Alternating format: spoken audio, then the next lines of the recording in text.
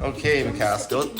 So we're gonna do a special Dinosaur of the Day birthday episode for Harrison, whose birthday is September 10th?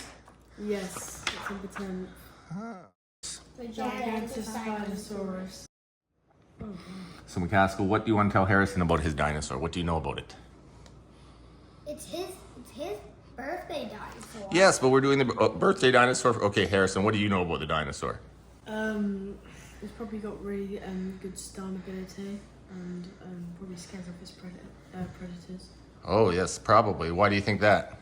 Because it's got massive horns and like it looks terrifying. Mm-hmm. Yes, it's a very scary dinosaur. What did it eat, McCaskill? Looks like it was a herbivore. I think it was a It herbivore. ate loads of greens probably. It had Yes, it did. And Harrison, Yeah. how much did it weigh? 2025k, and the spikes were probably used for display as well as defense. How long ago do you think this dinosaur lived? I think it lived around. 40 years. No, that's not it. Definitely not. Around, I don't know, something million ago. And how long ago did it live, McCaskill?